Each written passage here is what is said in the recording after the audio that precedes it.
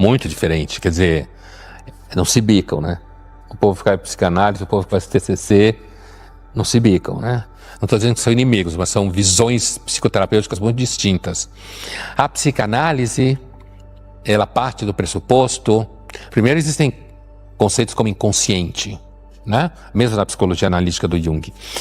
Mas a psicanálise, ela parte do pressuposto que aquilo que o Freud chamava de história primitiva, ou primeva, da pessoa, ou seja, as relações dela com a mãe, depois com o pai, com o ambiente, quando é criança, bem criança, em alguns casos de psicanálise como do tipo nicotiana, bebê, tipo bebê mesmo, não só criança de 3 anos, né, 4 anos, 2 anos.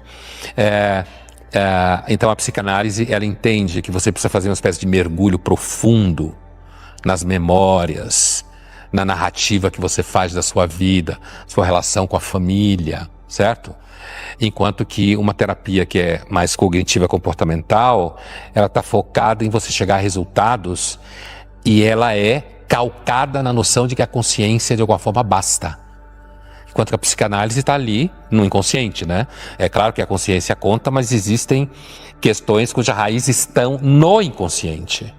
Enquanto que a TCC, como outras linhas psicoterapêuticas, nesse caso não só a TCC, não trabalha com a noção de inconsciente nesse sentido, né? Mesmo se eu acreditar que eu tenho uma crença que existe um inconsciente que me domina, já é uma crença ruim. Nesse universo da cultura motivacional, nós temos o chamado coaching, que é um método que visa desenvolver competências, habilidades para alcançar objetivos pessoais e profissionais.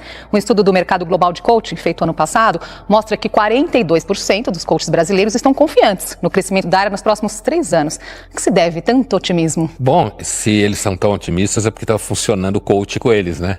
Porque, é claro, o coach como ele é aplicado hoje, né? Você tem uma história, eu lembro, sei lá, 20 anos atrás, 15 anos atrás, coaching era uma atividade mais circunscrita ao ambiente corporativo, né? A executivos que estavam passando por momentos difíceis, então tinha, o nome coach vem do coach do time americano, né, de esporte, né, o coach, o treinador. Mas hoje o coach se transformou numa técnica que oferece resultados supostamente mais rápidos, né? Eu não estou nem entrando aqui nas críticas que se faz ao coach como alguns profissionais não seriam confiáveis, né? Mas a ideia de que você vai passando por esse tipo de treinamento, você sempre vai conseguir ter bons resultados. Isso é uma diferença grande entre, me parece, qualquer forma de terapia, inclusive aqui no caso psicanálise ou TCC, e o que um paciente busca no coach. Eu conheço coaches, inclusive, que falam que não existe paciente, existe cliente.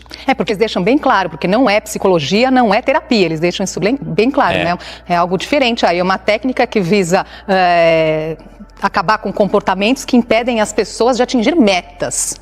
Ter sucesso. Ter sucesso. Agora, metas para quê? Metas para quem? A grande meta é você prosperar e ter sucesso.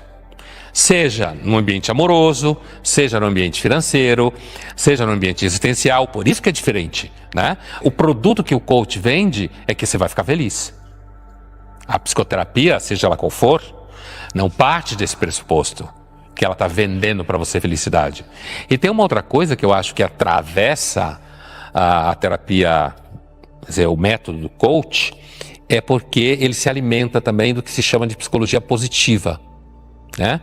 A psicologia positiva, bastante fincado na tese de que você consegue empiricamente identificar certas crenças e certos comportamentos que geraram felicidade na sua vida ou geram felicidade em outras pessoas, e se você aplicar essas práticas empiricamente identificadas, você vai conseguir gerar felicidade.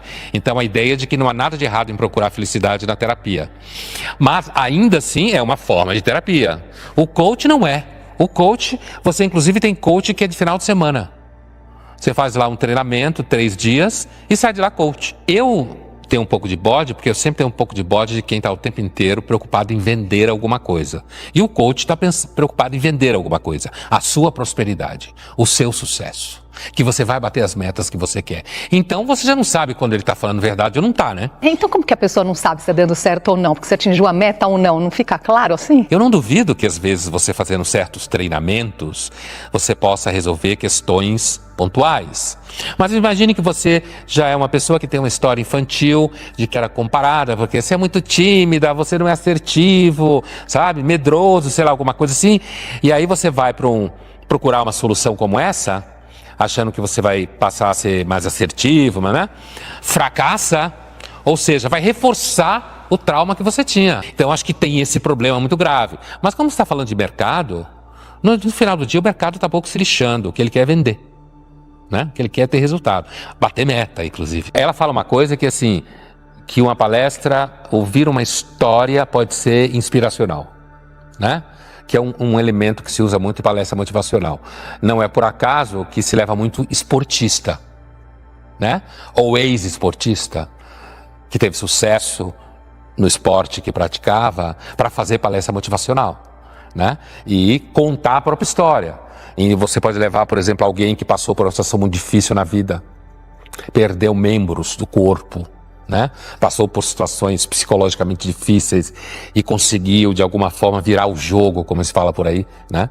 A questão que eu acho mais importante é que nesse problema aí do motivacional é porque essas palestras normalmente elas estão dentro de um contexto, né?